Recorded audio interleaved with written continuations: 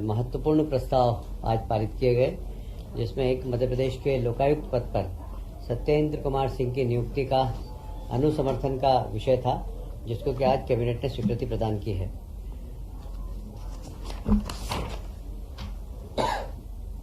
मंत्रिपरिषद द्वारा निर्णय लिया गया है कि धार्मिक न्यास और धर्मस्व विभाग के प्रस्ताव पर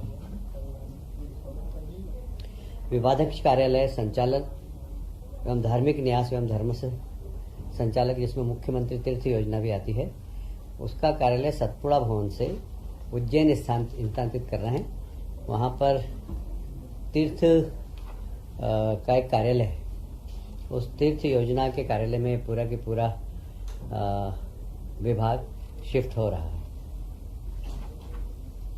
आप सभी जानते हैं कि प्रधानमंत्री जी का जो डिजिटल प्रोग्राम है, उसके अंतर्गत तहसीलें सारी साइबर तहसील हो, उसमें मध्य प्रदेश ने काफ़ी अच्छा काम किया है और साइबर तहसील करीब करीब हमारी सभी बनकर तैयार हैं। उसके अनुसमर्थन का विषय था जो आज कैबिनेट ने स्वीकृति प्रदान की है। अभी किसानों को खाद उर्वरकों की ज़रूरत पड़ेगी, उसके लिए एक बार फिर से मध्य प्रदेश राज्य सहकारी विपणन संघ को नोडल एजेंसी घोषित किया है और उसमें लगभग 850 करोड़ की निःशुल्क शासकीय प्रत्यावर्ती स्वीकृत की जाती है। जितने भी हमारे मेडिकल कॉलेज नए बन रहे थे, उसको व्यवस्थित करने के लिए विशेषकर नीमच, मंदसौर, श्योपुर और सिंगरौली बिल्डिंग तो बनकर तैयार है, किंतु उसके संचालन के लिए उपकरण की आवश्यकता थी।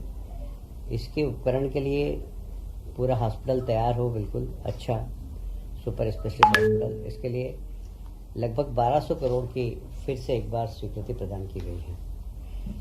केंद्र द्वारा प्रवर्तित योजना, उसके अंतर्गत जितने भी मेडिकल कॉलेज हैं, उसके पास ही एक नर्सिंग कॉलेज भी खोला जाए, तो उस नर्सिंग कॉलेज के खोलने की भी स्वीकृति प्रदान की गई है। इसमें लगभग 192 करोड़ रुपए की लागत लगने की संभावना है। यह केंद्र द्वारा प्रवर्तित है, केंद्र सरकार का भी इसमें योगदान है। ये 13 नर्सिंग महाविद्यालय प्रदेश में अभी खुलने वाले हैं। उज्जैन में नवीन शासकीय चिकित्सा महाविद्यालय के निर्माण, क्योंकि आप जानते हैं उज्जैन में सिंहस्थ मेला भरता है, तो उसको ध्यान में रखते हुए एक मेडिकल कॉलेज और उसके साथ ही 100 बेडेड हॉस्पिटल, ये सब बनाने के लिए सिविल कंस्ट्रक्शन के लिए 592 लगभग 600 करोड़ रुपए की स्वीकृति प्रदान की गई है।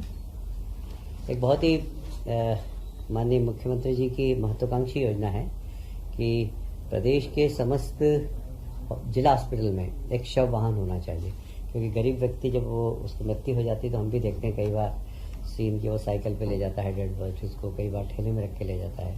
तो निःशुल्क शव वाहन सारे जिला अस्पताल में रखे जाएंगे और कलेक्टर और सीएमओ को उसका अधिकार दिया जाएगा कि वे शव वाहन को, गरीब व्यक्ति है तो उसको निःशुल्क अपने घर तक पहुंचाने की व्यवस्था कर सके।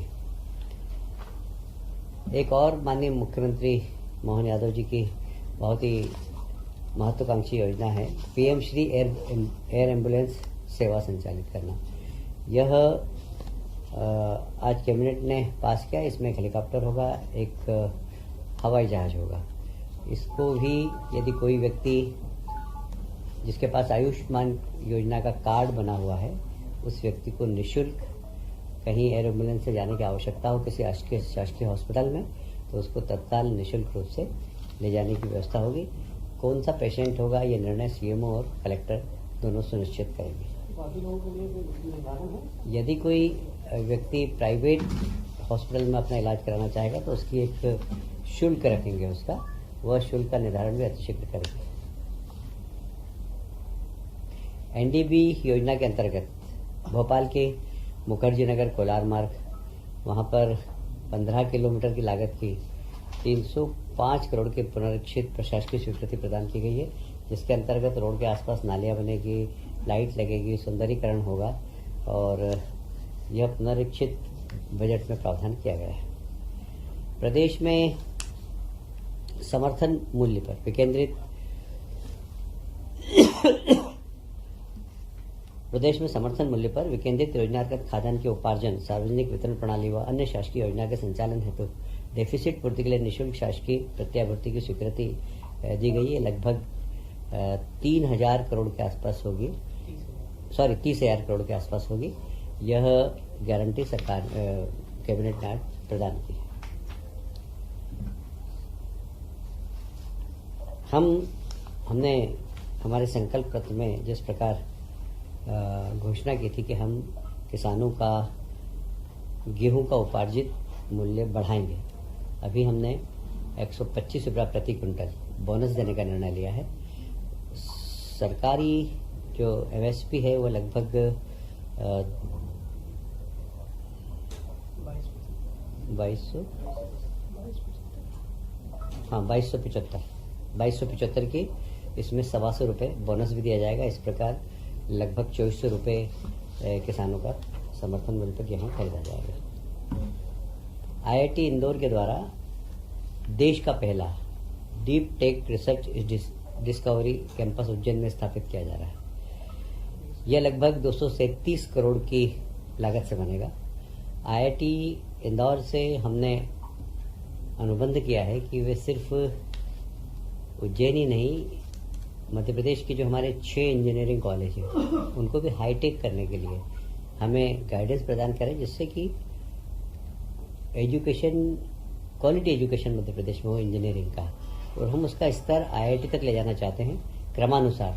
उसमें लगने वाले का जो भी खर्च होगा वो समय समय पर राज्य सरकार बजट के माध्यम से स्वीकृति प्रदान करेगी।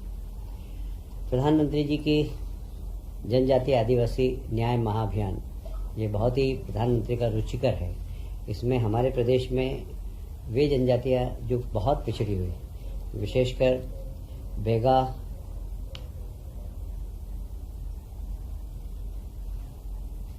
सहारिया और भारिया, ये 3 जाति है जो आदिवासियों में भी बहुत पिछड़े वर्ग में आती है। उनकी घर पे इलेक्ट्रिफिकेशन, उनके घर पर बिजली पहुँचे, तो सरकार ने निर्णय लिया है कि प्रत्येक बेगा, सहारिया और भारिया जाति के जितने भी आदिवासी भाई हैं उनके घर पर बिजली पहुंचाई जाएगी, जो दूरस्थ स्थानों पर, क्योंकि ये इस प्रकार के आदिवासी लोग कई बार बहुत जंगलों में भी रहते हैं।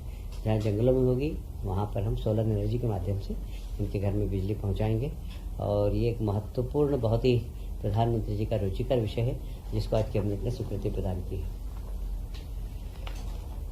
एक और बिजली की भविष्य की आवश्यकताओं को देखते हुए 800 मेगावाट बिजली के अनुबंध की हमने स्वीकृति प्रदान की है। मैसर्स महान इनर्जेंस लिमिटेड द्वारा WCL खदानों से आवंटित कोयले के लिंकेज को अब NCL की खदानों से लिंकेज करके और बिजली बनाने का एक निर्णय लिया गया, जिसको कि कैबिनेट ने आज स्वीकृति प्रदान की है।